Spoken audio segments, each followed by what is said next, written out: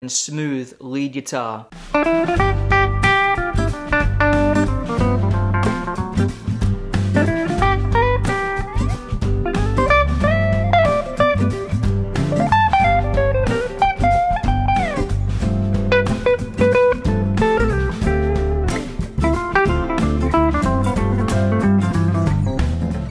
So let's take a listen to me playing some solos using the Mixolydian mode, and the chords underneath it are going to be G to F with a G in the bass, kind of repeating back and forth between that sound. That's a real Mixolydian G7th type tonality.